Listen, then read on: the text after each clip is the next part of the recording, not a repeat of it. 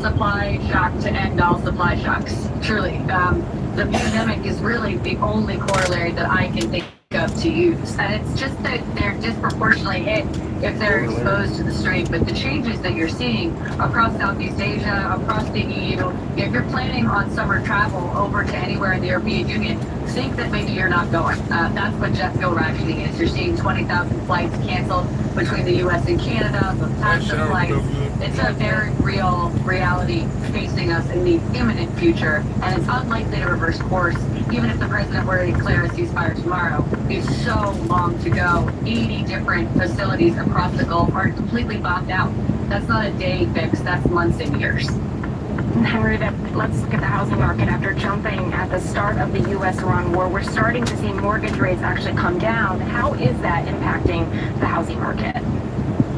Yeah, mortgage rates coming down is exceptional, and the president is really hoping that he can jawbone the Federal Reserve into lowering interest rates further to keep that going. But it is extremely volatile, and the problem in Iran immediately impacts the housing market in the United States because the Fed, of course, cannot cut interest rates if we have high inflation.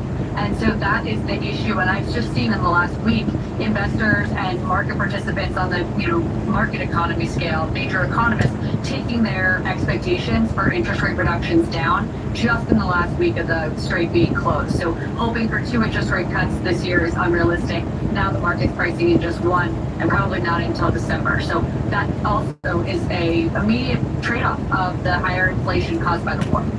Yeah, we're seeing the stock market. It's pretty much shrugged off the war. On Wednesday, the S&P and the Nasdaq hit record highs. Today, a Bank of England official said stock markets globally are too high and will fall at some point.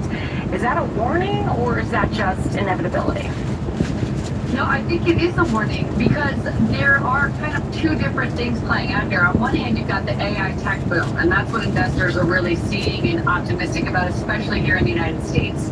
But everywhere else that you look, the headwinds coming are overwhelming. So another piece that I would just offer, having been on the road for the last 2 weeks, is this idea that you cannot price in higher crude prices and get really bullish on crude rising when you could at any moment be waylaid by a presidential tweet and kind of that chaos that we were talking about at the beginning. If the president can come out and say, hey, we've reached a deal any minute, you can't afford to put that risk in your portfolio. And a lot of hedge funds got smoked in February and March because of that exact reality. So I think there's a lot of caution in the markets that's keeping it artificially high. All right, Henrietta Trades, thank you so much for all your insight. And stay with CNN. We'll be right back. Down here, 110 miles an hour. Where the police? Gas prices We passed the police like 2 miles back. Where they gas at? goes up, everything else follows. That truck that delivers your groceries, more expensive. That farm that He delivers topped your out food, at more 111. expensive. Which means real estate isn't what's happening out there, it's waiting to do something about it. That's why smart families are getting ahead of it now. They know if they can prepare, they're making the decision to go without. Right now, 4Patriots is offering a simple, affordable way to be ready. When you buy one 72 hours from Real Food Kit, you'll get 2 more absolutely free. That's 3 kits, 9 days of shelf-stable meals, ready when you need them most. These aren't scraps or shortcuts, they're real meals, designed to last up to 25 years and proudly get back to America. So when the power's out, prices spike again, when unexpected hits, you're not scrambling, you're steady. Because confidence doesn't come from hoping things work out, it comes from knowing you're prepared. Go now to 4patriots.com, number 4patriots.com, and get 2 free 72-hour food kits before this deal expires. Because next emergency, it's not another fit, it's a win. Why settle for a 7 a.m. tea time when you want it 8? Or an iced coffee when you ask for hot? Or a corporate card that gives you pennies and rewards when you could be saving thousands? Ramp is the only corporate card built to help companies spend less, not more. That's not coincidence. That's design. And it works without slowing you down. With Ramp, you get real-time visibility into every transaction. Out-of-policy spend, blocked before it clears. Duplicate SaaS tools to unused seats, flagged before they waste your budget. Ramp automates the guardrails so you can stop chasing receipts and start driving strategy. Over 40,000 companies already run on Ramp, including CBRE and Shopify. They're not just logos, they're teams reclaiming time, cutting costs, and closing the books without overtime. Because with Ramp, the less you touch your expense system, the better it works. Right now, your business can get $250 off at ramp.com/news. That's ramp.com/news. Thank you, Don. For saving, not points. That's like I'm on my J.O.B.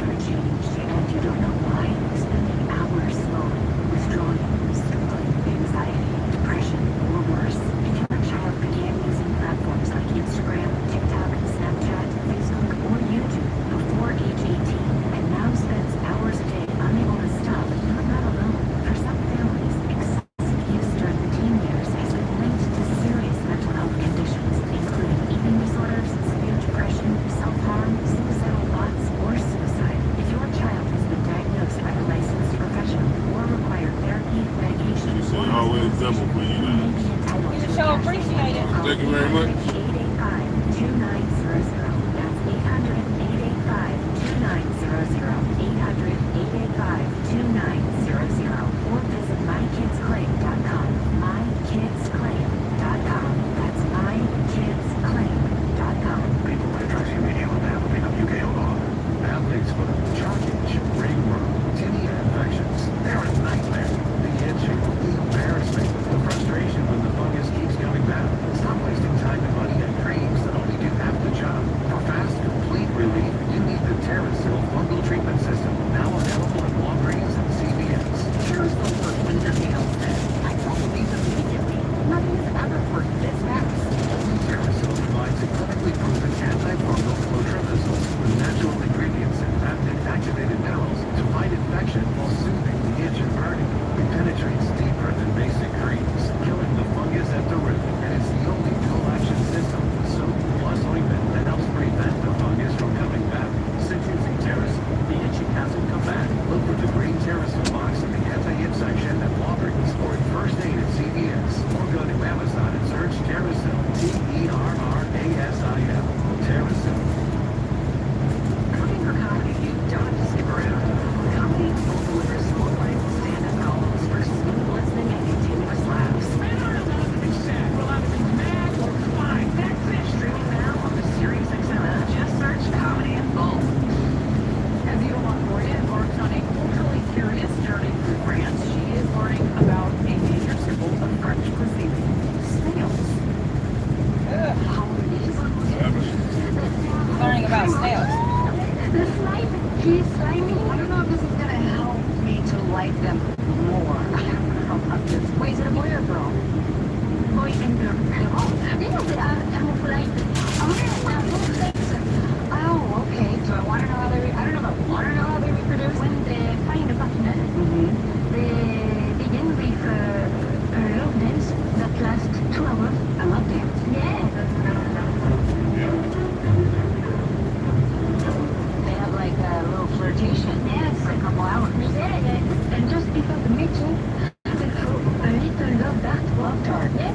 So if they like somebody, they go, yeah. And then they'll get to and then that's it. They want out. They're meeting. I don't have 6 during 10 hours. Say, I have a whole new respect for snails. They have sex for 10 hours. Burgundy is so You can love dance for 2 and have sex for 10 hours. Jeez. Surplus grapes from their producers. Oh, yeah. It is. I guess that makes sense since they move so slow. Restaurants. But this eating operation is about pleasure over profit. It's tiny, but there's enough space to like a little bit of fun. And what do you make? All right, there's got a way station coming up in like 5 miles.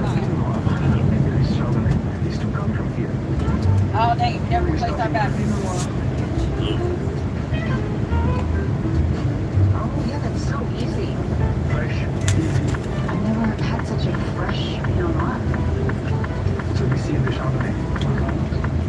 There you go. So I had a seizure this morning.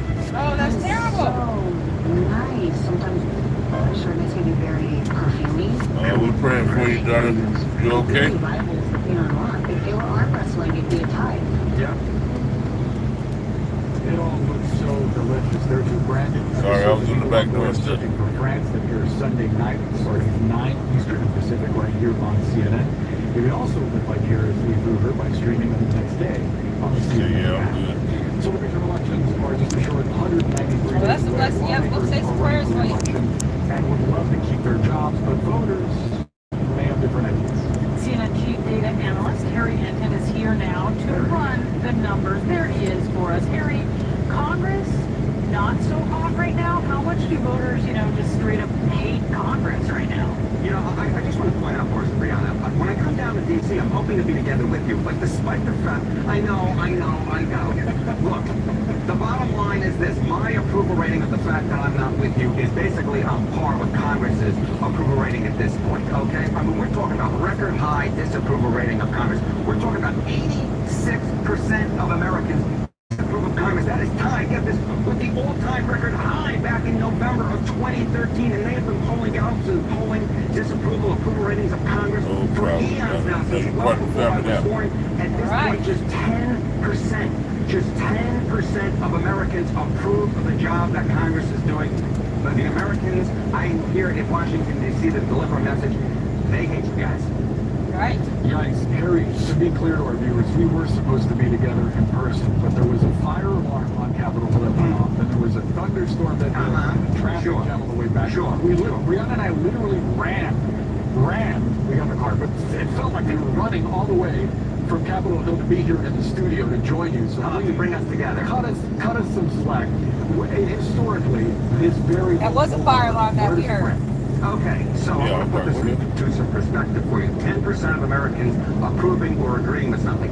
That is actually lower than the percentage of Americans who believe that we faked the moon landing. 12% of Americans say that we faked the moon landing. 10% of Americans believe that the Earth is flat. So the approval rating for Congress is on par with the percentage of Americans who believe the Earth is flat. The Earth is not flat, it is round, and of course we did land on the moon back in 1969. But when you can't even meet the Mendoza line, as I like to say it, of the moon landing, you know that you're in deep, deep trouble. Deep trouble. It's just after the inauguration, it wasn't so bad, at least among Republicans. How about now? What's the shift here? Yeah, this is what is driving low approval ratings for Congress and the record high disapproval ratings for Congress. Republicans control the House and the Senate. Look at this. Congress's net approval rating among the Republicans, look at that. In March of 2025 was plus 33 points. That's pretty good, historically speaking. It's not half bad. Look at how much it has fallen. It has fallen into the basement. Minus Congress at this point. Yikes. What does this mean for the midterms? Historically, the incumbent party of the White House just doesn't do well. This seems like a snowball turning into an avalanche. Yeah, so, we've been tracking this for the last time, although we were in the same room at that point, and what I know, I'm just going to keep harping on it. The chance that the GOP holds on to the House, you go back to what Texas redistricted last year, and the Republicans were thinking, hey, we might be able to hold on, maybe we can gerrymander our way to a House majority. It was 33% then, but look at where it is today. It is just 15%. The bottom line is this, according to the cash prediction market, the chance that Republicans are able to hold on to the House of Representatives, it ain't too hot to trot, and I really wouldn't be surprised if the Senate falls as well. That's right now at a 50-50 odds. You look historically speaking, when a president has an approval rating, about 40% or less, depending on how you average the polls, there's just no way on God's green earth that Republicans can hold on to the House majority. But hey, you know what? I'll be back next time in D.C. We can be together, and then we can update the odds once again. Our bond is so much stronger than the walls that divide us. I know. Not just as a show, but as Americans, right? That's true. We're all coming together. Kumbaya, my lord. Kumbaya. You'll be here for the dinner. Am I right? Here. Oh, don't worry. We're going to be chatting after this show. Don't you worry about it. We'll find each other an actual person instead of the separate flashes. Or this wonderful DC. I'm in a tiny closet. Yeah, that was nice, shiny. All right, Harry. We'll hang out. See you in just a moment. And we'll see the arena with Casey Hunt starting right now. She's gonna go hang out.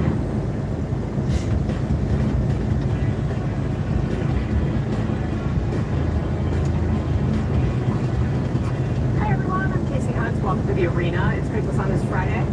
Right now, America's top negotiators are preparing for a new round of peace talks with the Iranians.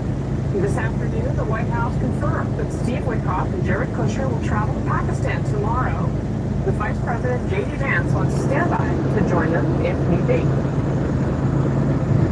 The Iranians want to talk. They want to talk in person. And so the president, as I've said many times to all of you, always willing to give diplomacy a chance. So Steve and Jared will be heading to Pakistan tomorrow to hear the Iranian key tool in its fight to try to stop gas prices from climbing even higher. This morning, President Trump signed a 90-day extension of the Jones Act, which will make it easier to move oil, gas, and other goods between American ports. Today, the national average price for a gallon of gas rose to $4.06. And the new poll just released by Reuters finds that 76% of Americans say the Trump administration bears either a great deal or a fair amount of responsibility let's just say it's pretty easy to see why so many people feel that way.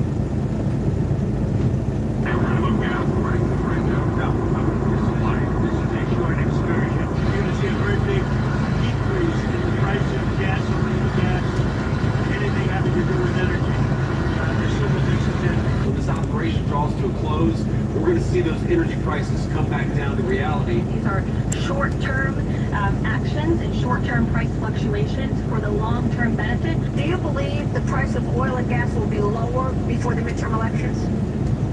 I hope so. I mean, I think so. It could be. It could be the same or maybe a little bit higher. When do you think Could be. it's realistic Could for be the same or it Americans could be to expect high. the gas That means to you go don't back know. to $100 a gallon? I don't know. That could happen later this year. That might not happen until next year. I think the conflict will end. I think gasoline prices will come back to where they were, or perhaps lower. Does that mean Americans should anticipate spending more on gasoline for the foreseeable future? And you know what they get from that? You know what they get from that? Iran without a nuclear weapon. All right, let's go up the sidelines. And my panel is here. We're joined also by CNN senior White House correspondent. Nobody been worried about no nukes. All these Kristen, motherfuckers. you could see there, kind of plain as day, how the gas prices were changing as this went along. What the administration was saying as that was happening. Now, of course, this second round of peace talks potentially happening. What more are you learning about the travel that Witkoff and Kushner are doing and where things stand? Yeah, so President Trump just did an interview, Casey, with Reuters, in which he said that Iran was going to offer a deal to the United States, but said that he didn't know what that deal was. Now, the important thing to note here, it's not just Vice President J.D. Vance who's not going to be president, it's also the top negotiator for Iran, the Speaker of the Parliament. That is the person who's been widely considered the most powerful, who has the authority. This really seems like more of a working type situation instead of a high-level negotiation. The other thing to point out is that it does have Iran crossing the red line. They said about the computers, they had like 100 oil derricks out there until it started really polluting. Obviously, The small government guy. Perhaps they want to make a deal, as Carolyn Levitt said, but obviously this is an advancement in where we were just a few days ago. Now, we still don't have any sort of answer on the timeline of this ceasefire, if it is in fact indefinite, if they are pushing Iran to make a deal sooner. And I asked Carolyn Levitt in a gaggle briefly, why now? Did they have some kind of indication that things had changed? Take a listen. With this group going, does that mean that you have gotten the United States done any kind of proposal from Iran, or are they going over there without any proposal from the Iranians? We've certainly seen some progress from the Iranian side in the last couple of days. Again, the president has made the decision to send Stephen J. Hear the Iranians out. And so we'll see what they have to say this weekend. And so obviously they're not clear if they actually got a unified proposal. In fact, it sounds like they probably didn't, but they have seen some kind of advancement. I will also note that in this Reuters interview, President Trump said that they are now dealing with the right people, that they know the people that they're working with now are the people who are in charge, one of the big questions that we've been discussing for the last several days. Indeed. All right, Kristen Holmes from the White House. Kristen, thank you very much. My panel's here in the arena, CNN legal analyst, former federal prosecutor Elliot Williams, CNN contributor, post New York Times, The Interview, Google Garcia Navarro, CNN political commentator Paul Begala, and Republican strategist and former Trump campaign advisor David Urban. We're also joined by CNN global affairs analyst Brett McGurk. And Brett, let me start with you just as we finish kind of setting the stage here before we dig into the politics of all of this. How optimistic are you that what the president is saying in this new interview, that they know who they're dealing with?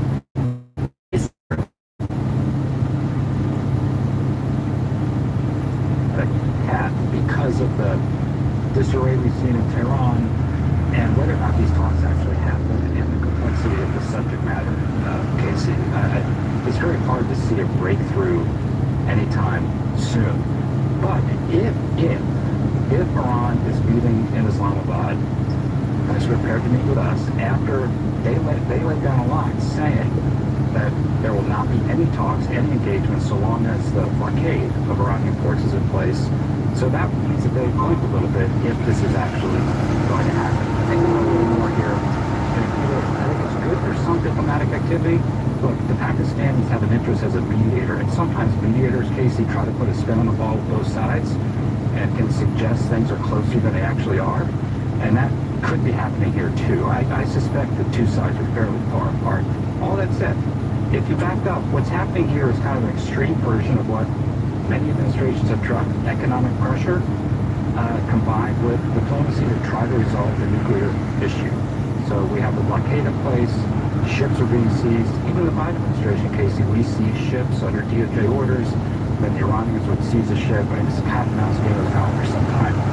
I'm hopeful we can have a breakthrough and resolve particularly this nuclear issue, get rid of it, highly enriched uranium, and settle the enrichment issue. This has been a perennial issue for decades, and let's hope there could be something. But to your question, I'm not particularly optimistic on the diplomatic path at the moment. Well, on that cheerful note, let me turn to the panel here. I mean, David Urban, you heard the president there with gas prices above $4 a gallon saying Americans put up with it because Iran won't have a nuclear weapon. From the perspective of, you know, someone who's, let's say, a Republican who wants to keep their seat in the House in November, true or false? Yeah, listen, I think that if at the end of this, the negotiator, the U.S. walks out with a briefcase full of nuclear dust, right?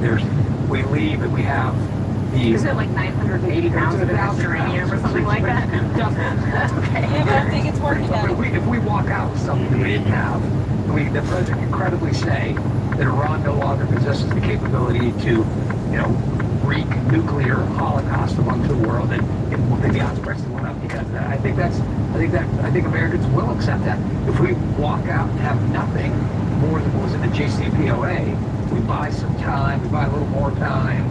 I think that's a different horse with a different color. And I think it's going to be much more difficult for Republicans to defend that. If we come back with something more, that we have nuclear material, I think it'll be, if you're Iran, if you're smart, you give it up because you just realize we don't need a nuclear weapon to hold the world hostage. We can just throw some mines and have a person on the shore with a missile and close down the world anyhow. Can we have a reality check about where we are right now? What we've literally just heard this administration say is, gee guys, we think we're dealing with the right people now. How is that in any way, shape, or form? No, to be fair, we killed most of the other people, to be fair. Well, by the way, yes, to be fair. And without any thought about, you needed a functioning government to negotiate with, to the Straits of Hormuz open, to have a nuclear deal with. You actually need a government to negotiate with. If you kill them all, there is no one to talk to. And so this is where we are now. And so the reality of this situation is that it's kind of Keystone Cops. I mean, this is not the way normally these kinds of very important and high stakes negotiations are done. And I'll also add that this isn't just the American economy that's being held hostage, it is the global economy that is being held hostage while this all plays out. And so, we are back now to a situation in which lower level people are going to negotiate. The principals aren't going to be there. And that is going to take a lot of time. Who are you making the president's point from? The global economy is being held hostage, right? But the global world is not participating. So, why? Trump's saying exactly what you're making this point for. Everybody else needs to put their shoulder to the wheel here, world. Help out. You care about this more than we do. Chase, back to your original question about how much do Americans care? Should they care or be persuaded by the president about eliminating the threat of thermonuclear holocaust? And yes, that is important.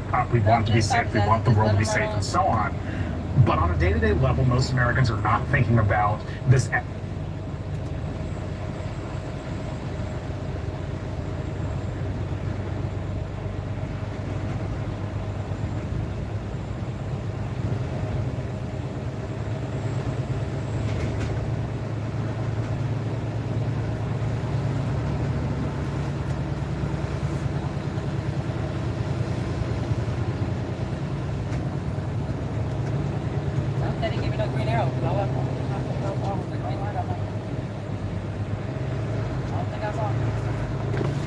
They hit this light right here.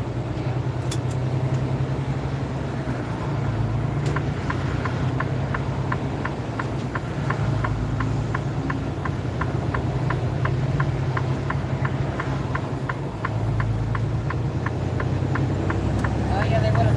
There you go, buddy. We gotta change the batteries. Yeah.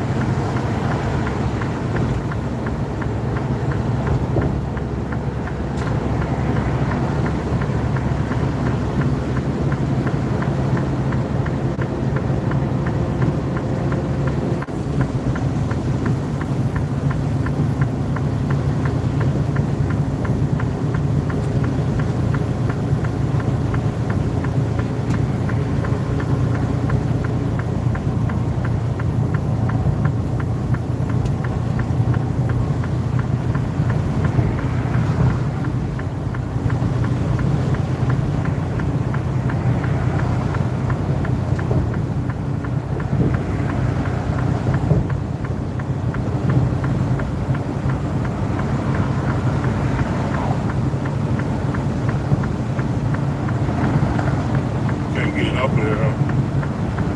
Well, I can't. You might be able to pull it off there, though. I can't reach it from where I am. You want to wait until we stop?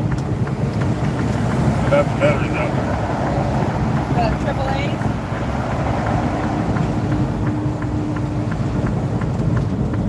Don't worry about it. We'll get it.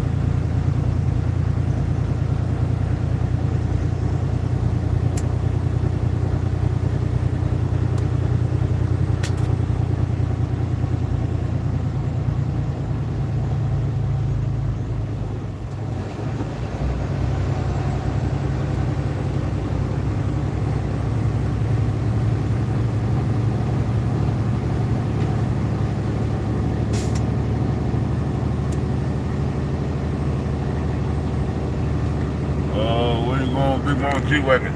Oh, my G-Wagon.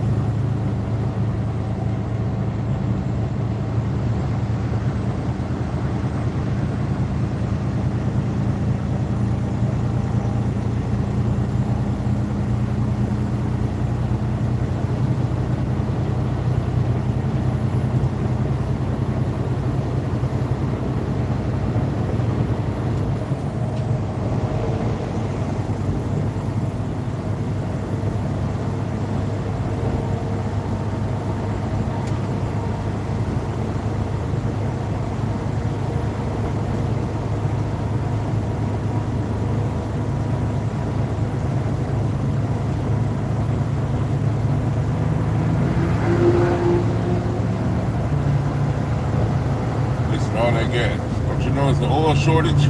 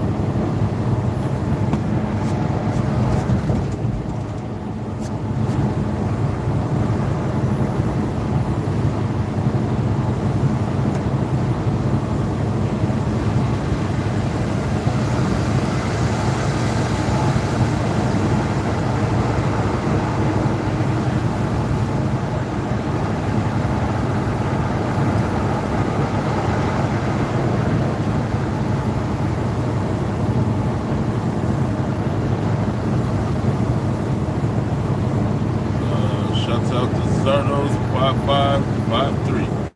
I said favorite food you would eat daily. He said pears, celery, tangerines, fish, jello, pizza, and tomato. Hey, girlie. Okay, so I'm in stop and go traffic on the 5 because of construction, and they're missing their shorter lane, and on the 210. I'll be able to make it for sure to the Omega Mart. I don't know if I'm going to be able to make that 5 o'clock appointment to San Dimas tomorrow morning.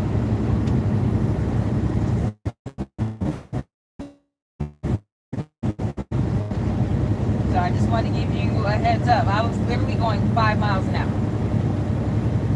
I don't know why they haven't cut down to it. They only have it cut down to 3 lanes. It's actually right before milepost,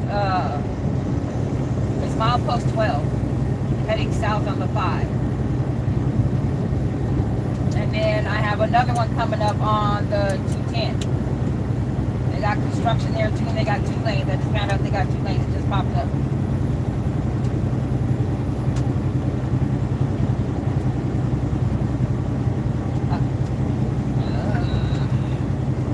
According to my Google Maps, as of right now, that's the quickest way. They don't even allow me to take the 57 because the other route is the 57, and I'm assuming that looks even worse. It's just these 2 spots. Everything else on the 210 is completely blue, which is completely green. You know what I'm saying? It's just these 1 spots on the 210 and the 5 I couldn't avoid. So like to go about 100 miles is going to take me 3 hours.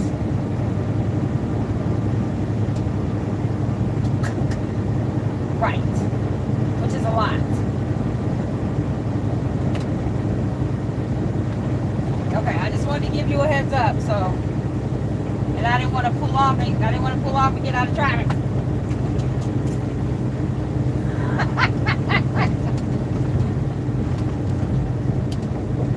All right. Okay, great. Thank you. Bye.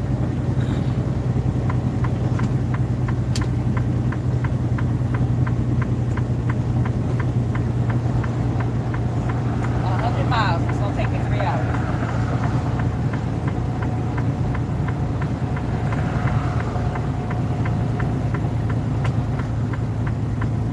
At most, 100 miles will take me 2 hours. Not 3. Ain't nothing I can do about it, Daddy. That's why I told her. Yep, I said, let me go ahead and call her. Maybe they can give us a load that's not so damn rude.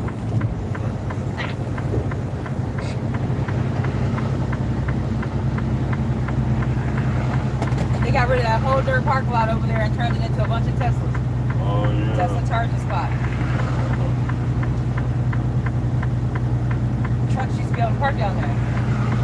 Yeah, we parked there a couple times. Oh, once we did, yeah.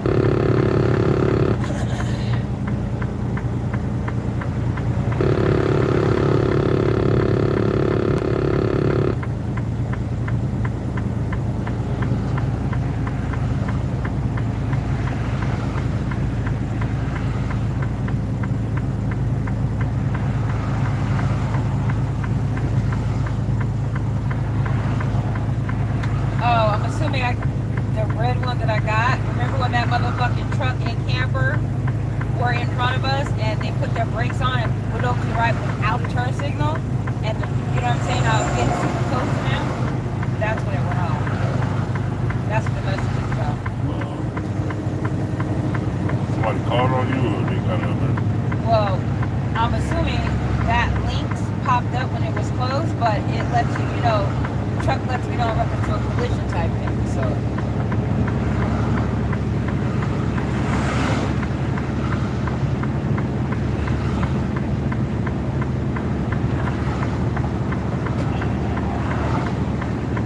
Ain't nothing I can do about it. The guy just all of a sudden puts his brakes on and goes to the side because my cruise control didn't catch it.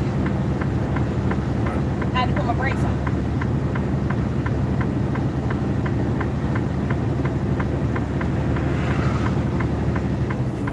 He didn't have his emergency signals on or nothing? He didn't have his turn signal on, he didn't have his emergency flashes on, and I was on cruise control. I'm always on cruise control. And when he put his brakes on and slid over to the right, it caused my truck to boat to jerk a little bit, but I still had to put my brakes on because it wasn't going to stop in time. It would have hit them. So say you guys want us to use adaptive cruise control, that shit don't work all the time.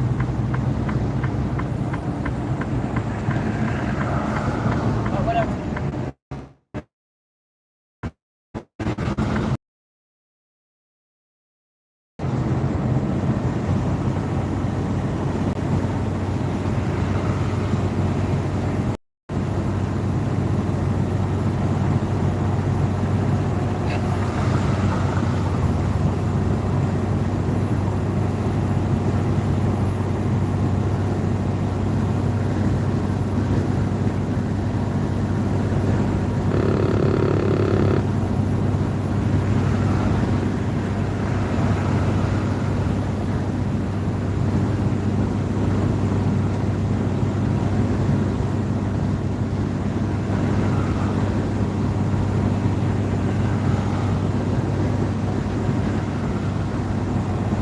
How do you got a free in California, Washington, and Colorado?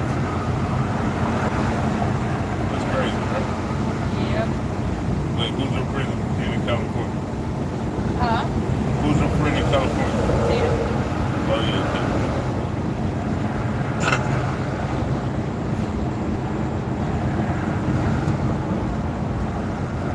She got a whole different area codes. You go to the fuck with her.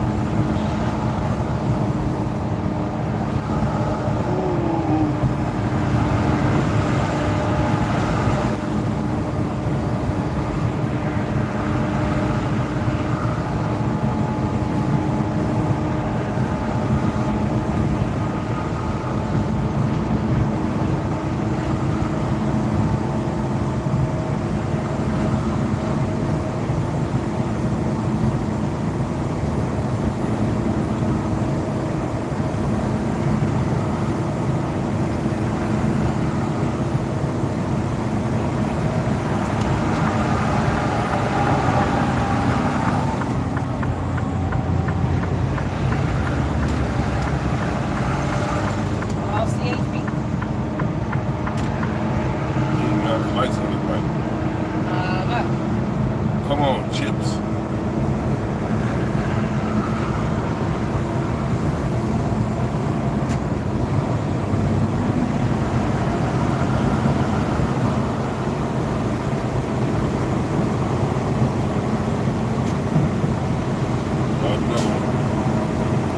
Another one.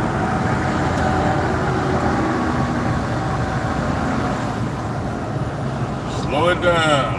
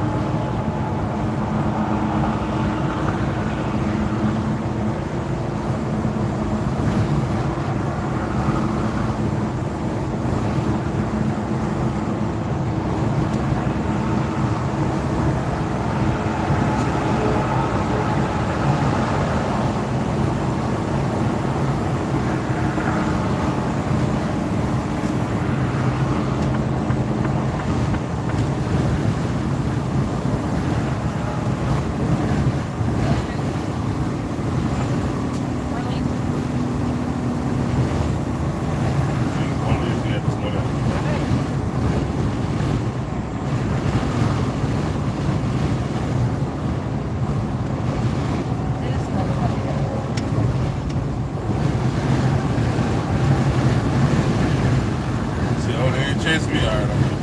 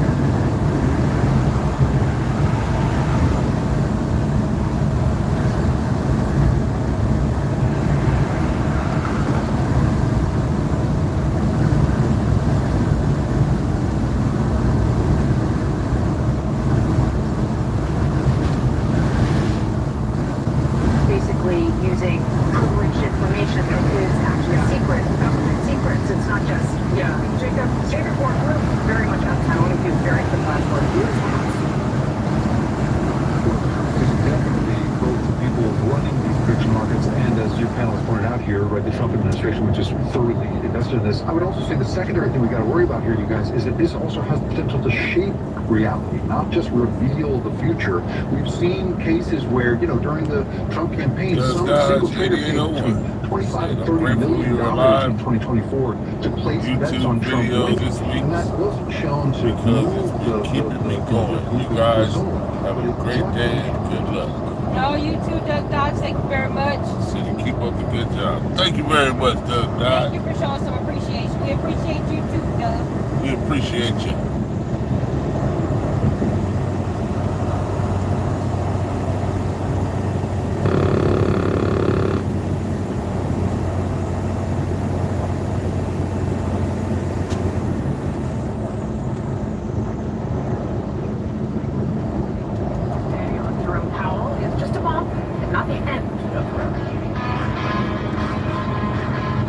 Did you know your life insurance is an asset you can sell? I'm Jay Jackson, CEO of Abacus Life. For almost 20 years, Abacus has been purchasing life insurance policies from seniors just like you. And at AbacusBase.com, we've created free policy value calculators so you can find out the worth of your policy in just seconds. There are no fees and no obligations. Get real value for your life insurance when you need it with Abacus. Learn more at AbacusBase.com. Here's the deal. The government is over $38 trillion in debt, which means the IRS isn't slowing down. And the tax code is complex and unforgiving. So it's not surprising if you're one of the millions of Americans that owe back taxes to the IRS. Unfortunately, they're the world's most powerful collection agency, with the ability to garnish your wages, seize your bank accounts, and even take your home or business. But don't be stressed or worried any longer. We're Optima Tax Relief, America's most most trusted tax resolution firm. We have resolved over $3 billion in tax debt for our clients. Our award-winning professionals deal with the IRS every single day, protecting our clients and preparing them for the best possible resolution. For tax help you need, for tax help you can trust, give Optima a call today. Call 800-613-8836. 800-613-8836. Go ahead and double tap, Goldberg. 800-613-8836.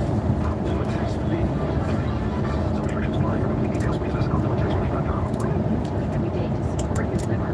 If you enjoy sweets, fast food, alcohol, or take any medications, that's a vital question to ask. Hi, I'm Sherry Dorcas, heart assistant health author. For over 30 years, I help people make informed decisions about their health, especially concerning prevention and long-term wellness. Supporting your liver isn't just a wellness trend, it's a daily essential. That's why I recommend Active Liver by Bloomberg. It's made with plant-based ingredients and minerals. Turmeric, antibiotic,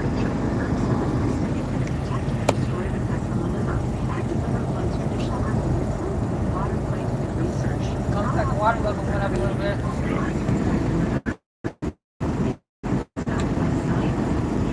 It's gonna be Pyramid Lake.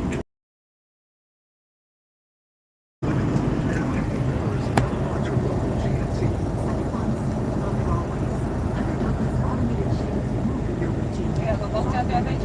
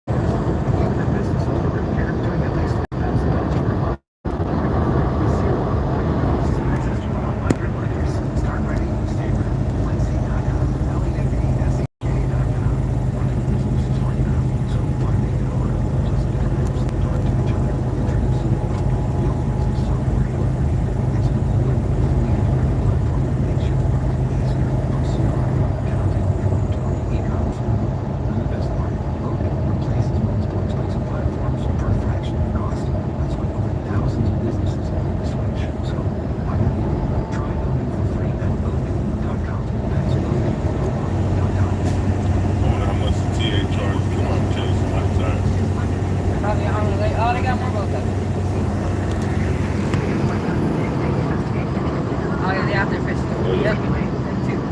Yep. Speedboat over there. Gone though. Oh yeah, they're out there fishing.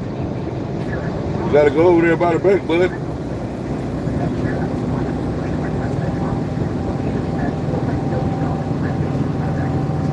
Pyramid Lake, California.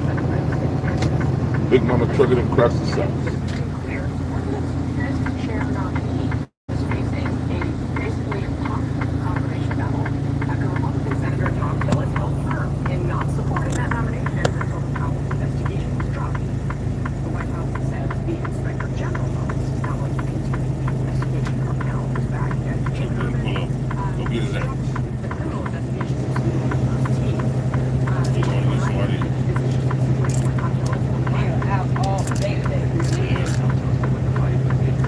I've been trying to say if the police is out.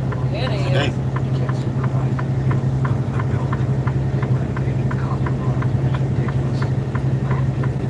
Oh, there's another one. Shouts out to Smitty Werbin Janger. Go ahead and double tap that screen. Turn the radio on.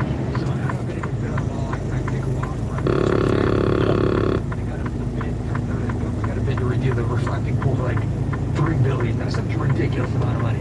So Trump went down with Bergen and Trump's pool contractor, and they are recoding, they're redoing the entire reflecting pool for like $2 million, and it's gonna last 4 years. And Trump put a whole statement about it.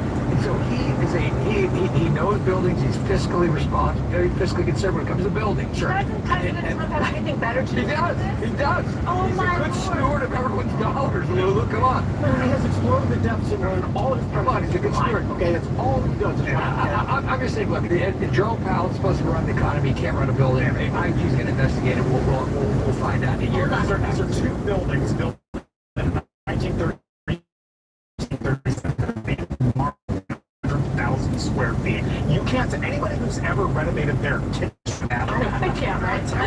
The contractor says that'll be 50 grand. $100,000 later. So the idea that the cost overruns are now a criminal offense is don't let smoke in the bear. And I'm saying, I said they're not. I said they're not the investigation. I'll be the first person out of the Iron Version just for to have an independent inspector general look at how this played out. But the idea that estimates be of an organization is now a criminal offense for Congress. This is a jump where it's essentially zero evidence. In this case, you can't tell me that this was based on any sort of reality. Are you saying that they're here? They're not shocked. How is it a doctor? All really wants in here. Defense of personal grievance is the issue here. He doesn't like his own appointee to run the Fed, Jerome Powell. So he's going after him. He doesn't like the former, his own head of the FBI. So Powell Back in CNN poll, and most Americans thought Trump was much more concerned with himself than they were. That's before Trump. Yeah, yes, that's before Trump was united. He's in it for himself, and he's going to screw you. That's the message Democrats can take to the polling place in November and win. All right.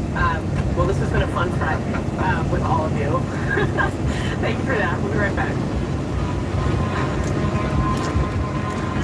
Texting 64,000, you're going to receive recurring automated marketing messages from Pocket House. Message and data rates may apply. Numbers required. Terms apply. Available at pockethouse.com/terms. Hi, I'm Richard Card, and the world's #1 expandable hose has gone ballistic. The brand new Pocket Hose Ballistic is here. This brand new anti-burst sleeve uses an extraordinary new liquid crystal polymer used in bulletproof vests, tough enough to handle anything your outdoor tasks throw its way. The Pocket Hose Ballistic comes with even more upgrades, like a thicker washer that resists leaks and an enhanced UV coating. Plus, your super light, ultra durable Pocket Hose Ballistic is backed with a 10-year warranty. What could be better than that? How about not one, but 2 free gifts with your purchase? For a limited time, when you purchase a new Pocket Hose Ballistic, you'll get a free 360-degree rotating pocket pivot and a free thumb drive nozzle. Just text water to 60 for your 2 free gifts with purchase. That's WATER to 64,000. Diabetes, high blood pressure, anxiety meds, everyone's on them. If you're a 50-year-old male, maybe a bit porky, and you may even have type 2 diabetes, $1 million of term insurance may only cost you about $200 a month. Call Term Provider. Speak with Big Lou at 800-381-4183. Big Lou will find a term life policy for you even if you have type 2 diabetes, are overweight, or have high blood pressure. Term Provider has helped thousands of people like you who think they can't afford term life insurance. To buy $1 million of affordable term life for you, all you need to do is call Big Lou at 800-381-4183. Lou will make sure the scales are tipped in your favor. Call 800-381-4183. Big Lou will answer your call and work to fit you into a term life policy that you can afford. Remember, Big Lou's like you. He's on meds too. Call 800-381-4183 or biglou.com. They're pounding on the door. They're calling on the phone. They're threatening to close your business. If debt has your business on the brink, call Ray Reynolds, the godfather of credit. For over 40 years, Ray Reynolds has helped thousands of customers get millions in cash credit. It's no wonder why they call Ray the godfather of credit. He may even be able to raise your score above 750 before the end of the year. You could even get a new personal or business credit line up to $50,000 within days. If your credit needs a rebuild, call Ray Reynolds and receive a $1,000 cash credit card at closing. Raise your credit score to 750 or more. Call Ray Reynolds at 800-235-4364. 800-235-4364. 4364. Learn about Ray's secrets to success and how he can fix and improve your credit score to 750 or more. Call the godfather of credit rebuild, Ray Reynolds, at 800-235-4364. 800-235-4364. Lots of places can expose you to identity theft. Oh no. That's why LifeLock monitors hundreds of millions of data points a second for threats to your identity, which is way more than anyone can do on their own. If we find anything suspicious, like new loans or changes to your financial accounts, we alert you right away, all through text, phone, email, or the LifeLock app. Get the alerts that can make all the difference. Save up to 40%. Promo code SERIOUS at LifeLock.com. Terms apply. Are you a small business owner struggling with cash flow issues? Look no further than AmeriFactors, a trusted partner in business funding. With AmeriFactors, you can turn your unpaid invoices into fast cash. Say goodbye to long payment cycles and hello to quick and easy funding options, even with less than perfect credit, including bankruptcies. If you need working capital to make payroll, buy inventory, or to expand your business, AmeriFactors has got you covered. Working with AmeriFactors was the best decision. Our business is thriving and growing. Without AmeriFactors, we never would have been able to get to this point. With AmeriFactors, you can focus on what you do best, running your business, while they take care of providing cash flow and accounts receivable management. Their team of experts are dedicated to providing personalized solutions focused on the success of your business. Fuel your business growth with AmeriFactors. Call AmeriFactors today. 800-884-FUND. That's 800-884-3863. Or visit AmeriFactors.com. All right. Thanks very much for my panel. Really appreciate you guys being here. Have a wonderful weekend. Thanks to you at home for watching as well. Please do have a wonderful weekend as well. Don't forget, you can watch much more of The Arena tomorrow. The Arena Saturday airs at noon and again at 4 p.m. Eastern right here on CNN. I do hope that you will take some time in your weekend to join us. But for now, don't go anywhere. We'll leave with Jake Tapper. Starts right now. Jake Tapper, All signs point to a critical weekend ahead between the U.S. and Iran. The lead starts right now. First thing tomorrow morning, wheels up for a U.S. delegation headed to Pakistan, but will they get to be face-to-face with the top Iranian official who is already there? That is the big question at this hour as the Pentagon lays out how it is trying to assert control of the Strait of Hormuz and beyond. And the family of Regina Giuffre, the Epstein survivor who died by suicide last year, marking 1 year since her death tomorrow. And we're going to talk with them about the report that alleges even more Epstein crimes after Giuffre tried to sound the alarm about the now-dead pedophile. Plus, media and influence in 2026. We're going to talk to some of the new voices getting access these days, including a YouTube influencer and the CEO of the dating app Grindr. Welcome to the lead-up Big Tap. We started our world lead. The White House says Iran now wants to talk and find a path to a deal. That's what they say, anyway. President Trump's special envoy, Steve Witkoff, and President Trump's son-in-law, Jared Kushner, are going to head to Pakistan to negotiate with Iranian officials tomorrow morning, the White House confirmed. Now, the president told Reuters this afternoon that, in his view, the Iranians are planning an offer that is meant to satisfy U.S. demands. President, as I've said many, many times to all of you, always willing to give diplomacy a chance. That positive developments will come from this meeting. We've certainly seen some progress from the Iranian side in the last couple of days. The White House press secretary said that Vice President Vance will remain in the U.S. this weekend, but is prepared to travel if negotiations progress. While the diplomatic path to peace appears to be opening back up, the Strait of Hormuz remains closed off. Defense Secretary Pete Hegseth touted the success of the U.S. naval blockade against Iranian vessels this morning. No one sails from the Strait of Hormuz to anywhere in the world without the permission of the United States Navy. To the regime in Tehran, the blockade is tightening by the hour. We are in control, nothing in, nothing out. Of course, at this point, no one sails from the Strait of Hormuz to anywhere in the world without the permission of the Iranians either. and that's why your gas prices are $1 higher per gallon than they were in February.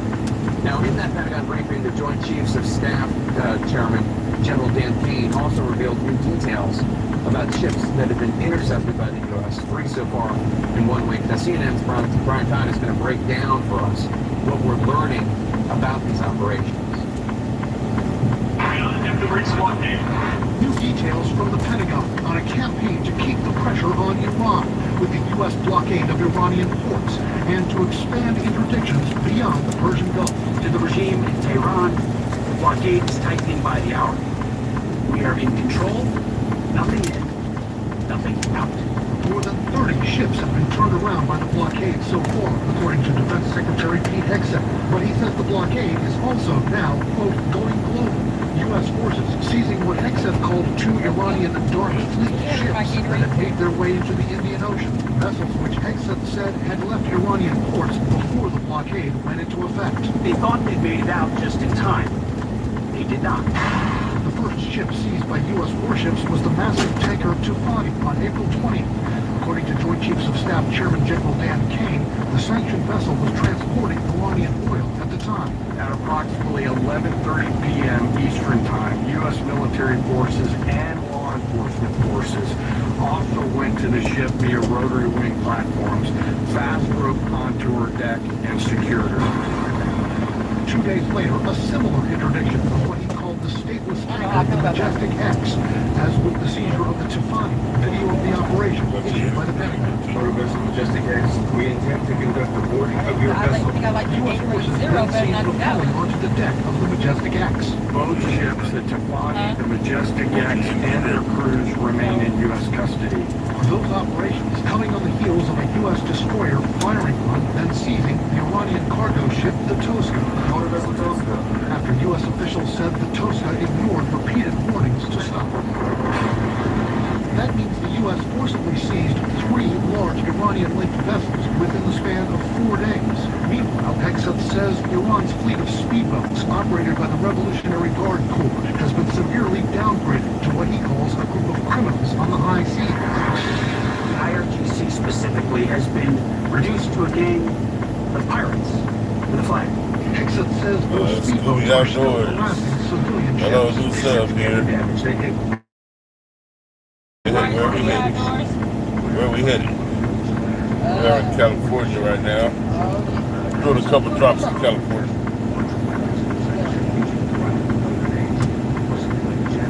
Doing a couple drops in Cali. Just came up from Oregon.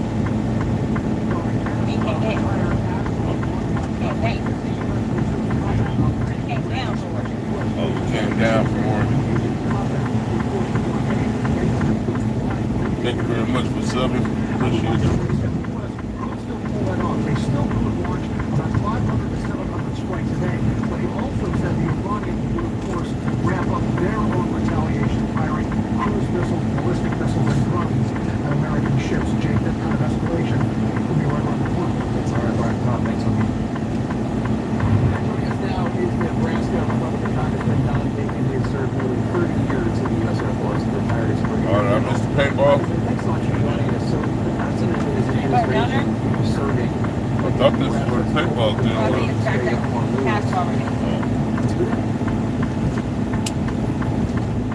We can't say total because our shipping or the oil ships can't make it through right now. So the rate rates do have some level of interdiction to target our car. The focus lies and the Pentagon keep these ironclad one blockade and a fight until Iran. So it's like these ships are loaded. My other Gatorade ain't cold, huh? Our ships are not going through, but the Iranian ships were. But that's factory can't let that happen. So I think this blockade's got to continue until Iran backs down. Secretary Hegseth, back with our European allies during his press conference this morning. Police. He said, Tell you that they out everywhere. They're not helping at all.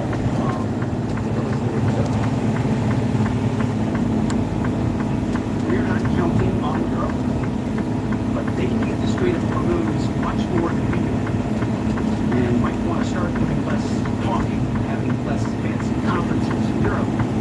We can get the vote. This is much more their fight.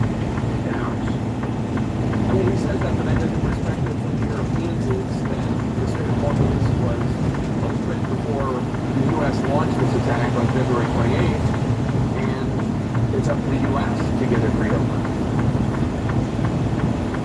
You know, it's a shame, you know, the secretary, in a note to Vice President Vance, said that, or he said how much he loathed Europe. And you can just see it in the tone of, you know, his conduct, you know, and the negative attitude that he has towards our allies. I really think these comments, and one of the president's comments, are damaging. NATO's been the most successful alliance in history. And they keep saying they're not doing anything, but it's not true. I mean, in the hearing, I asked point blank, are we flying out of bases in Europe and doing missions direct into Iran? And the answer is yes. So they've been given us basic access, but yet we give them like zero credit for it. And to your point, we didn't coordinate with our friends before we did this operation. And then Iran shuts down the streets. I get their concern. You know, this is something that we initiated, and I think it was well overdue. By the way, I support going after Iran after they killed 1,000 Americans. But you got to understand our European friends' position as well. That they weren't coordinated with, didn't have a vote in this thing. So I do hope they do the work, but we should have some understanding of what they're thinking. But we got to even go farther back. When you threaten Greenland, you threaten Canada, you make fun of European leaders and their spouses, you're going to have a hard time getting them on board to help. And we got to realize there's damage. When you say bad things and do bad things, threaten your allies, there's consequences. There's been a lot of tumult at the Pentagon, and this week, Secretary Hexet and the President fired the Navy Secretary, John Phelan, yet another dismissal of a top military official, a flag officer under Hexet, and there have been a number of them during the war. What's your take on all this? I think it's negative. It creates instability, uncertainty in the Pentagon. And I happen to know that my colleagues, I don't want to speak for everyone, I know there's going to be exceptions, that most of my colleagues on the Armed Services Committee had confidence in the Secretary of the Navy. And some of us talked to him earlier in the week and had no idea that this was, you know, in the offing. And well, first of all, I just think the Secretary owed an explanation to the individuals that are. Last question, sir. Pretty good. Fox polled half of the American people, half of voters say President Trump appropriate judgment or mental soundness or temperament to serve effectively as president. Do you agree with the majority of Americans on that President Trump does not have those qualities? Well, I've been a Reagan Republican my whole life since I was 13, and Ronald Reagan ran against Gerald Ford in 1976. I agree it's important. Some of the president's policies, there's some I disagree with, like tariffs and Ukraine. I think it'd be much better in Ukraine and dealing with much stronger against Russia. One thing that is concerning, and some people tend to say, well, this is the way President Trump is, but he says a lot of things rashly and so very crude. And a lot of people say, well, that's just the way he is. And maybe if you're a strong supporter, you know, you can turn a blind eye to it, just say, that's just the way he is. But a lot of folks don't take it that way. When you use the F word on Easter morning, when you talk about wiping out civilization, you know, I know it was a negotiating technique he was trying to do. But a lot of people in the swing, independent voters, talked about the same time that Jesus and our Christ allies, died they for listen to this stuff, and rose and from the dead. You talk about one creates mountain lack entire of trust, and I think that's what you're seeing. Praise be to Allah. We've gotten Megan from Nebraska. Thank you, sir. Right. As always, thank you for your service. This motherfucker. Next on the lead, the family of Virginia There you Giuffre go, Tesla. That's how you prepare heard. to mark 1 year since her death by suicide. The allegations not thoroughly investigated by law enforcement, we learned today, but what journalists reportedly found out years later. We're going to get the family's reaction. What's up, people? This is Sebastian Maniscalco. Can you believe this? My friends at SiriusXM gave me my own channel, Sebastian Maniscalco's Comedy Radio. This channel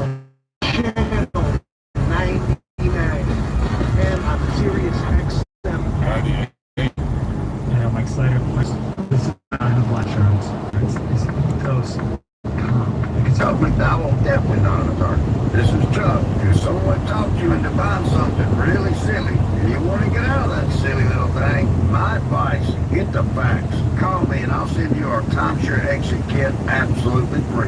inside, you'll learn how timeshare works and all your options for cancellation. Call Wesley now for your free exit information kit. 800-838-8822. That's 800-838-8822. Eric was way behind on his taxes. I owe a lot of money to the IRS, almost $15,000. Eric called Optima Tax Relief. When Optima Tax got involved, the cars would stop, the threats would stop. It was easy like 1, 2, 3. Optima Tax Relief took care of Eric's problem. And now my debt is clean. I don't owe anything. Call Optima Tax Relief for a free consultation. Call 800-613-8836. 800-613-8836. Optima Tax Relief. Imagine light that's perfectly attuned to the way you live. With every moment and every mood, your shades respond, helping to set the tone throughout your home.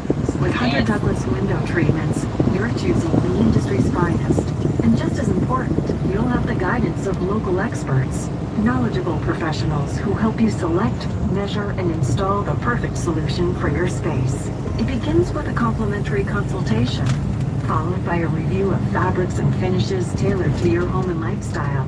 After precise measurements and a customized quote, our experts manage the entire installation and setup, ensuring every detail is just right. Designed with performance and beauty in mind, it's a choice you can feel confident in. Elevate your home with professional guidance at every step. Hunter Douglas, for every shade of life. Get started today at hunterdouglas.com/explore. That's hunterdouglas.com/explore. Why not just go ahead and get the F-250 Does not make credit decisions. Must be 18 years old. Not available in all states. Honey, everything's so expensive, and our bills are piling up.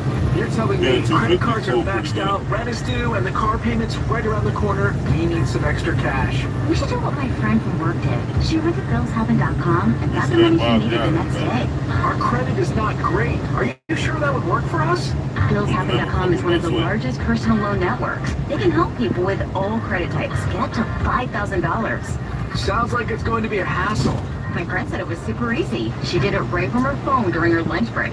If you have a regular source of income, you can be approved for a loan for up to $5,000, and your cash can hit your bank account the next day. BillsHappen.com's lenders have millions of dollars to lend, regardless of your credit history. Guess what? I went to BillsHappen.com, and we're getting our money tomorrow.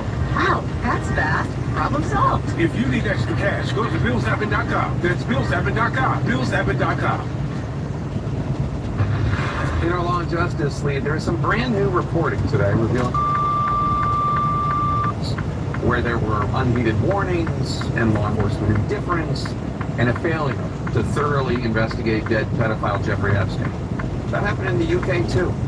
This report not from law enforcement today, instead from the BBC. BBC journalists dug through the Epstein files released by the U.S. Justice Department and matched up receipts, emails, and bank records. And those journalists said they found evidence of 4 apartments rented by Epstein. Now, 6 women say they were survivors of Epstein's abuse in those rentals. The BBC wrote, quote, some of the women housed in the London flats were coerced by Epstein to recruit others into his sex trafficking scheme, as well as regularly transported to Paris by Eurostar to visit him, according to emails in the files, unquote. The BBC adds these women were brought to the UK after London police decided to not investigate allegations in 2015 made by Virginia Giuffre, an Epstein survivor who died by suicide. Tomorrow marks 1 year since her death. Joining us now to discuss, Virginia's brother and sister-in-law, Sky and Amanda Roberts. They're here in Washington, D.C. They're going to hold a memorial for Virginia tomorrow. So let me start with, first of all, how are you doing, and what is going to happen at the memorial? Yeah, well, thank you for asking that. I think every day is a little bit of a mixed bag of emotions right now. I find myself crying more than I probably should. Because of this week? This week means a lot. I mean, this is the week of her passing. I mean, tomorrow marks the 1-year anniversary. And so that's just difficult in its own, but it's also like what it means. You know, I think what tomorrow really represents is for the survivor community to take a day. I mean, this isn't just for Virginia, it's for the world of survivors. Take a day, take a step back, and let's appreciate what survivors were able to do this year. Let's appreciate what Virginia was able to do and trailblaze through when everybody else told her she couldn't do it. Yeah. That's what tomorrow really represents, and we want to share it with the world. Anybody's welcome to it. It's a visual on the National Monument. It'll be absolutely beautiful for her, but also a lot of her survivor sisters will be there as well, and we're excited to share that moment with the world. What are you looking forward to? I'm looking forward to that moment of unity, and I feel like, we come here so often and it's to fight, it's to advocate, and we're always feeling like we're pressed against the wall sometimes, but survivors deserve that moment of joy, of pride, of celebration, of sisterhood, of healing. There will be grief, of course, there. But I think it's so important to honor the ones that leave you with life and joy.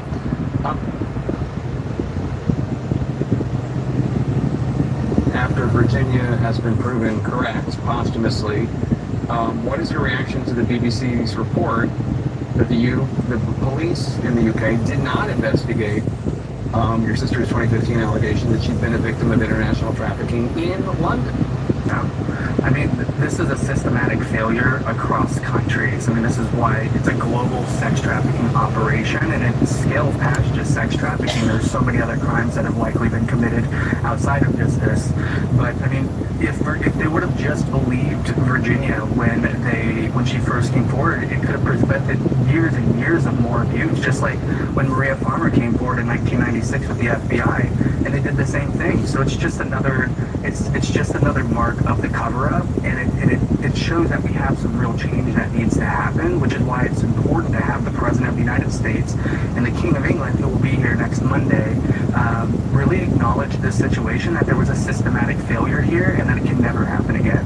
And Amanda, the other news this week, the Inspector General of the Justice Department is launching an investigation into how the Justice Department handled Epstein's files, focusing on the department's process for withholding material and from how they redacted. A lot of critics say there was over-redaction of potential perpetrators and under-redaction of survivors. What are you hoping that this report will reveal? I really hope that it answers a lot of questions and that it brings to light what we expect to see, and that is truly the violation of the law.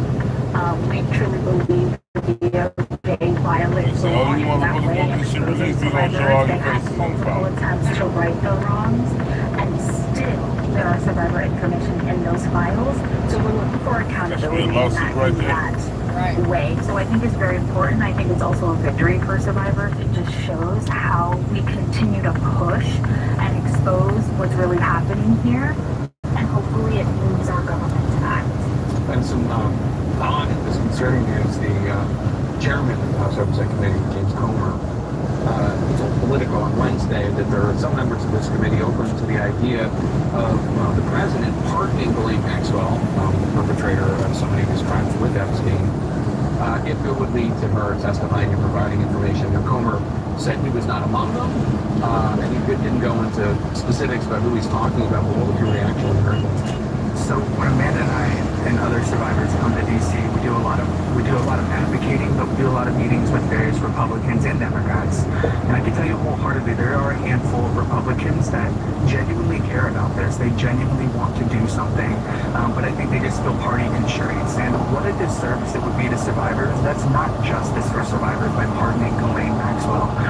Really, at the end of the day, the president needs to be talking about ruling out a pardon, right? That we shouldn't be going down the same rabbit hole we were going down before. She was convicted of sex trafficking minors, and she shouldn't be spending her days in a minimum security prison with puppies. She should be in a maximum security prison, not being talked about being pardoned.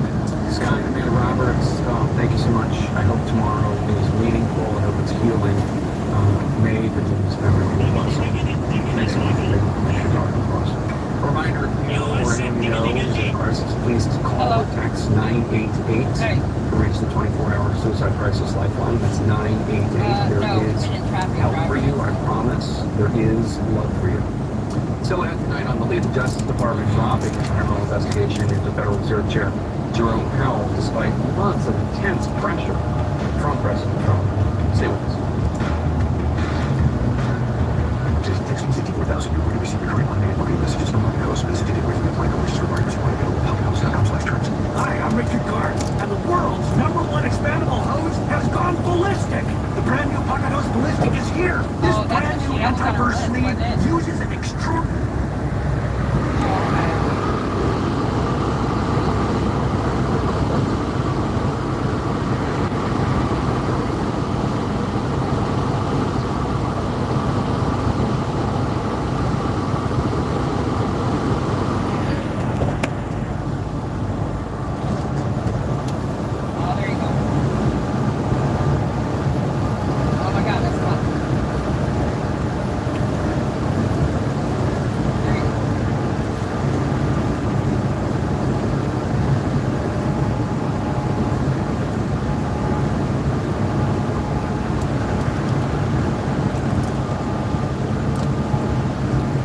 don't mess up that bag.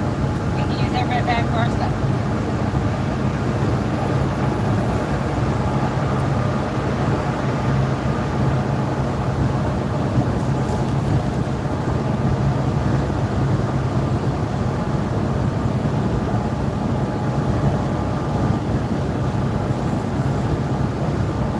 Right, yeah, that's the whole point.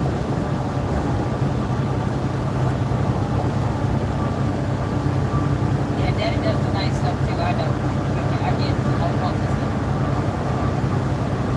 No. So Holly said she had the boys to help pick out Kiana's red bag. She said, hear me now? Yeah, she said they picked out a whole bunch of nice stuff. She said, oh, y'all so cool. I said, yeah, Daddy likes to pick out nice stuff too.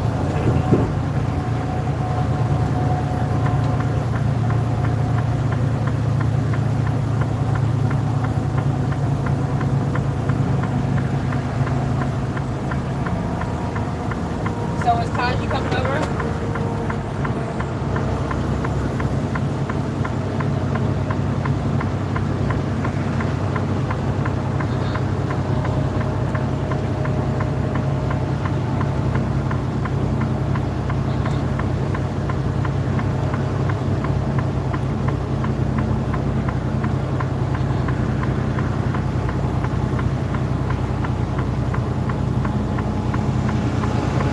Is Kiana's cousin gonna show up?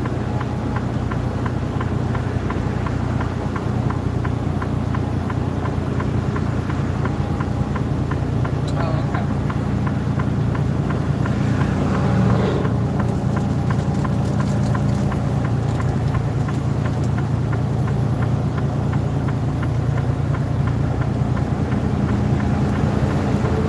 Oh, I know. She said she had a cousin that stayed in Vegas.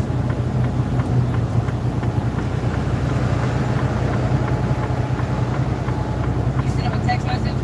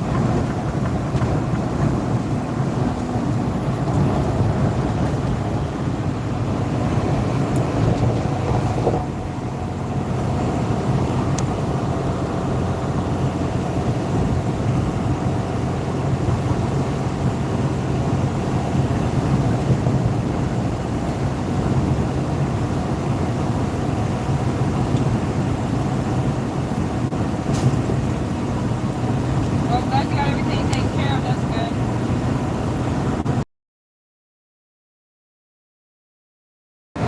Go ahead and double tap.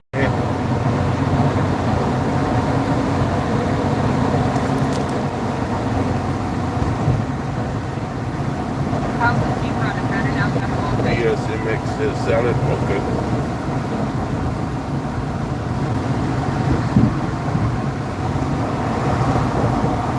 Now you just gotta get the brakes and rotors taken care of. I'm not sure where we hauling. It was pre-sealed.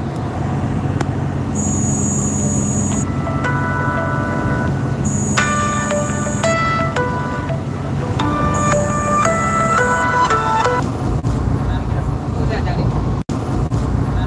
Who's that, Daddy?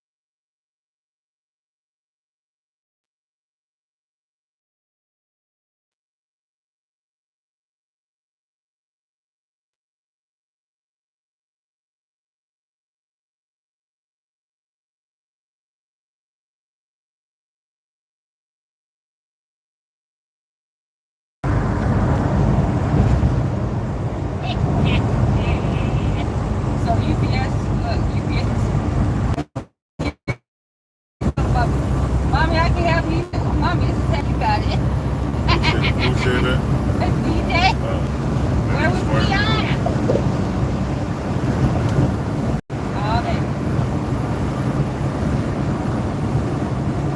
Like, who I got it? You got it in there though, didn't you? He helped her carry it. He told her she. Oh, he couldn't help her. It was too heavy.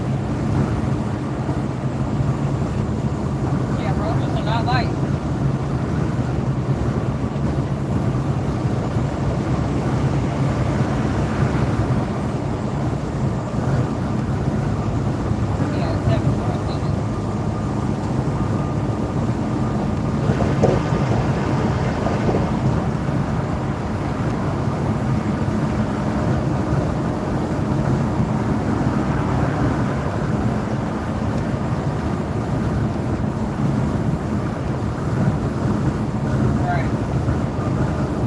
Why don't you just have UPS put it in the garage for you?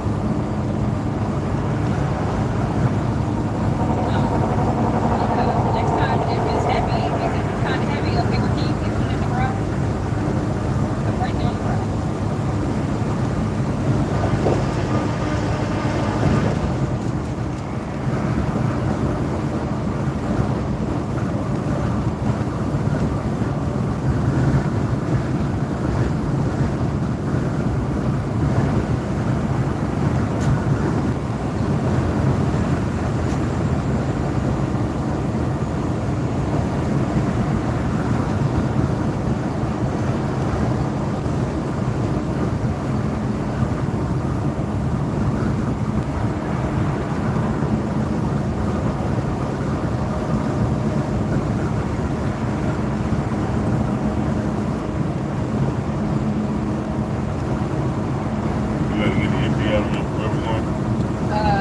No, this one should be empty. And this is the one. Oh, we're getting live on it. Right, so this one should be empty, so this should be the one that we should be able to take over to.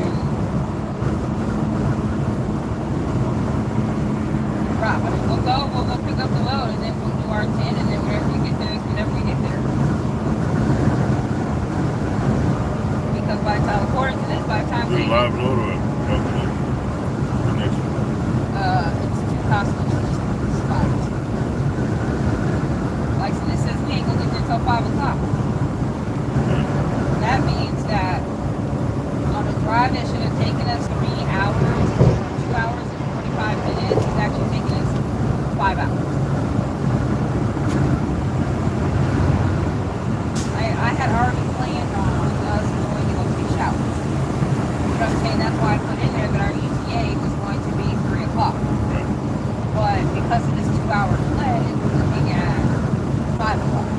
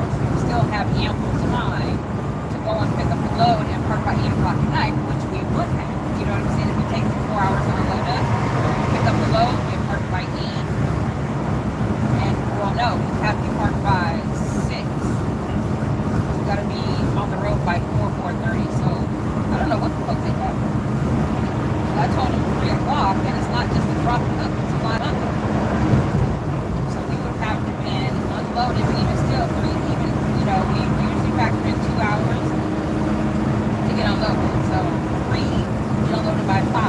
They give us an hour to go and pick up the load, go get parked by 6, 2 to 10, get the load there. It's close clock, but they're not factoring in construction. If we are there long, 2 hours, none of that shit. It's too close.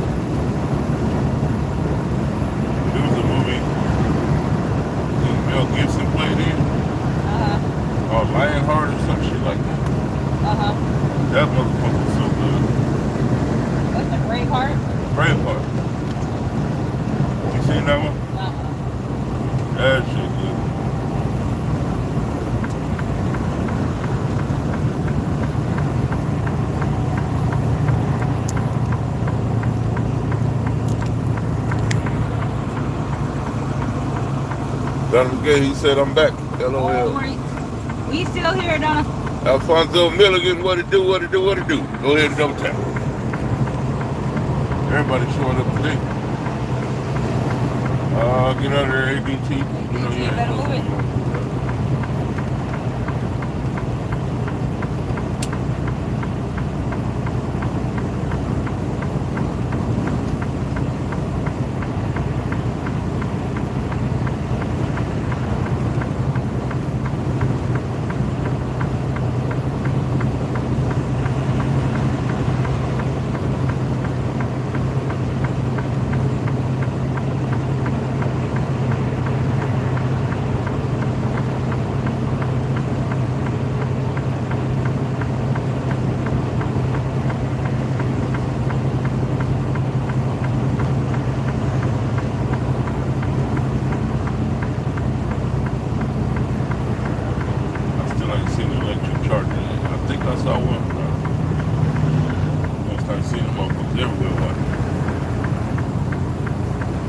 seen the electric Hummer. You seen I like them.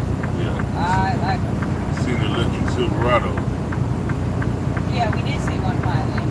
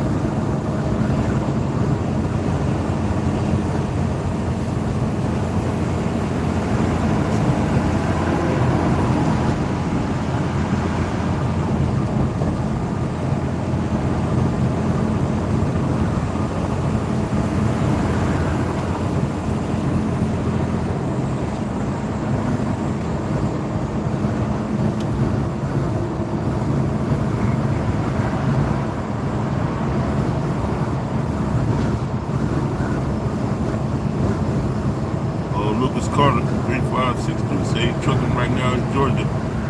All fires. Oh, it's been, they got some fires out there right now. Oh, yeah? Yeah, they got all those wildfires out there. Stay safe out there, Lucas.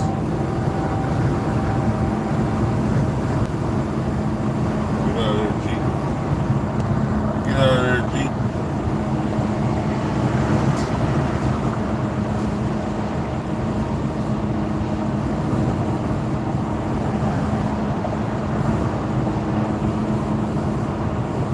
He got on one and just again.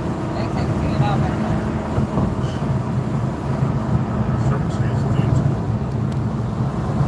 About to be, because we about to be stuck in a cluster point. So it'll take us 2 hours to go 47 miles.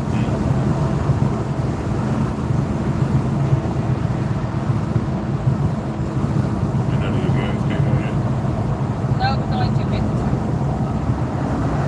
The earliest game that comes on is at 3:40, right? You know what you said? Baseball comes on at 3:40?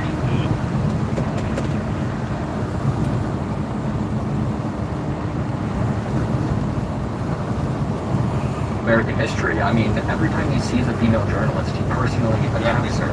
He sued the Wall Street Journal over this crazy Epstein lawsuit, and then he's being shot down.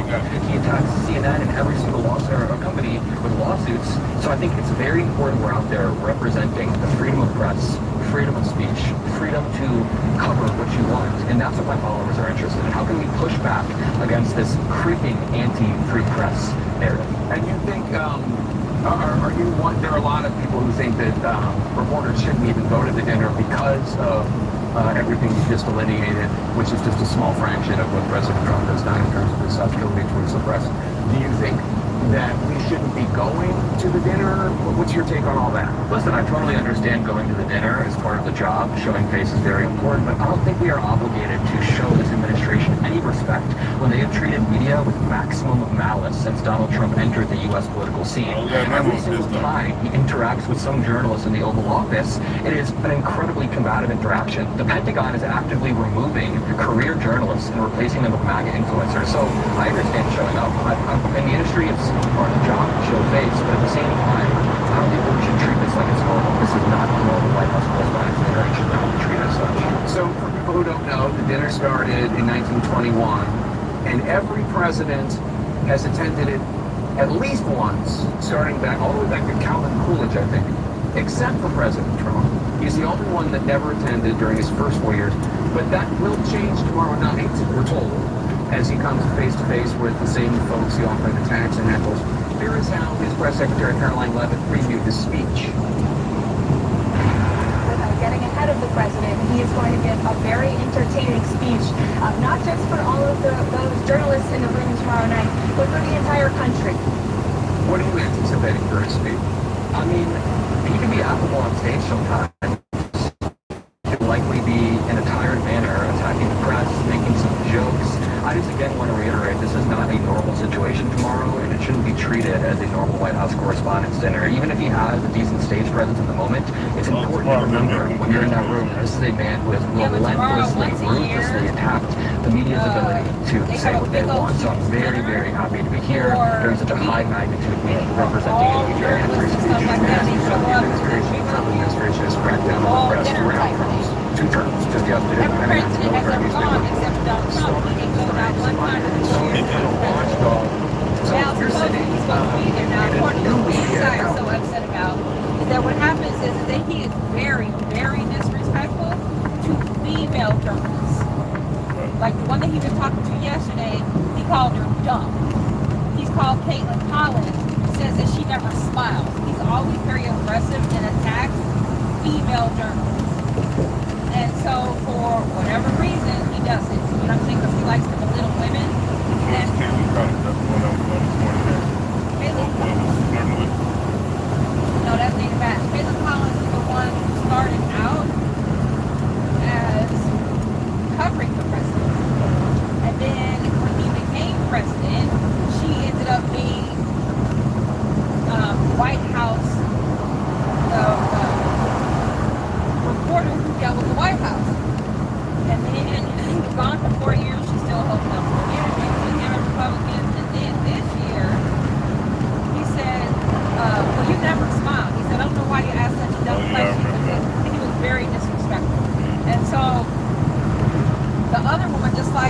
yesterday, like I said, it was disrespectful to her. So the whole point about it is that, you know, like they said, you're going to show up, and then Caroline Levitt, his press secretary, said that if he's going to be giving an entertaining speech, so what are you going to do? Going to talk bad about people again? Yeah, that's all he really know how to do. So he don't want nobody talking about him. Well, and he gets mad when people ask a hard question and make him explain himself. He doesn't like to have to explain himself. And so because he does have to explain himself with some of the hard questions that the reporters ask, and he says it's a dumb question, I don't know why you asked it, you're a horrible journalist, that's what he does. And that's the reason why, especially seeing as how the Pentagon completely removed every single journalist that worked for a media company, all except for MAGA reporters. That's it. So Washington Post, the Associated Press, CNN, ABC, NBC, like the main fucking media outlets, you just said, nope, don't want you here. And that's the Pentagon. And he has also picked and choose who they wanted as the press secretary about.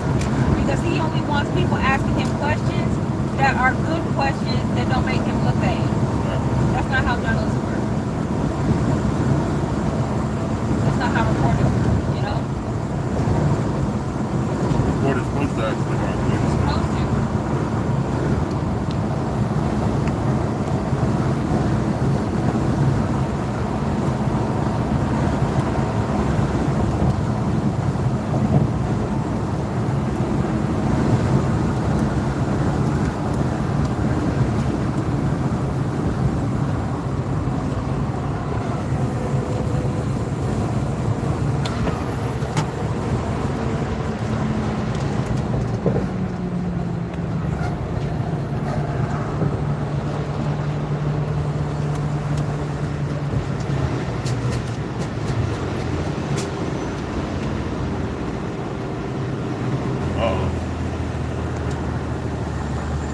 Got a flat tire. He drove them up all the way over there, trying to get it over there.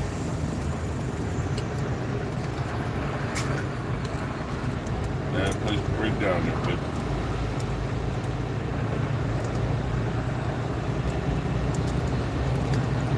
Yep, his whole tire is turned sideways.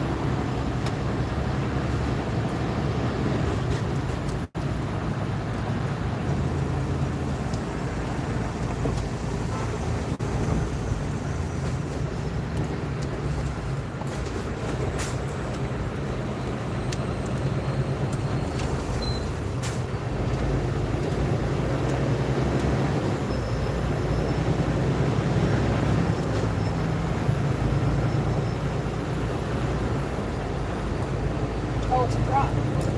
Just pick up your little drop by the end of day 424. Okay, we might be in here.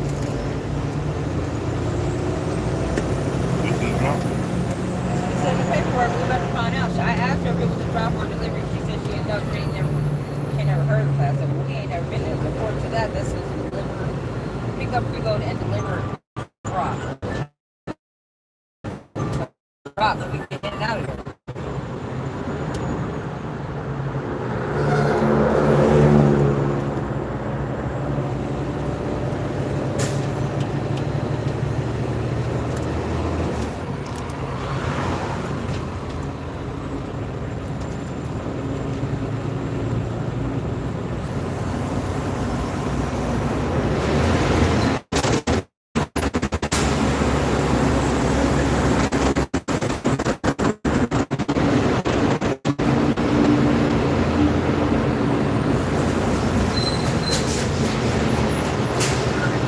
We're going to be with Welcome Milligan when we hear it over.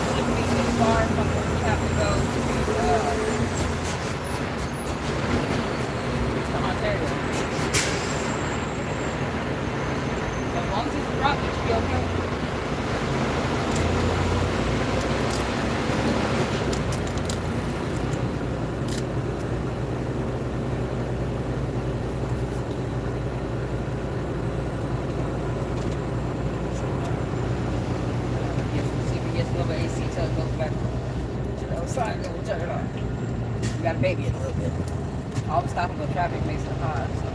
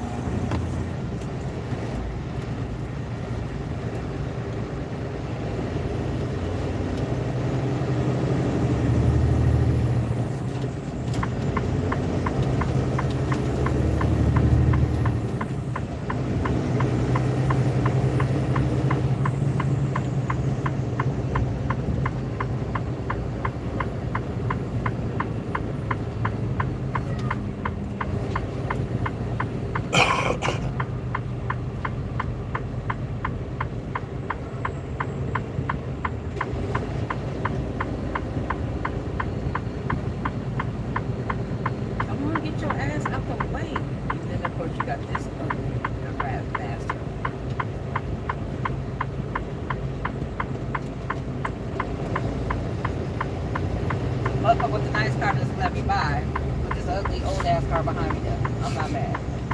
Rat bastards.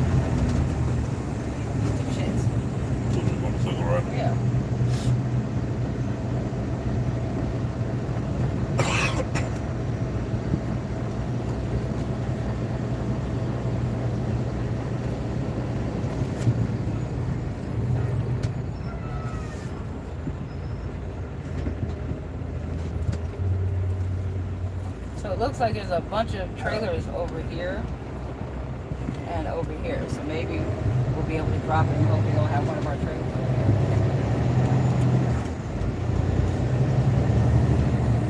If not, guess who's bobtailing to Ontario?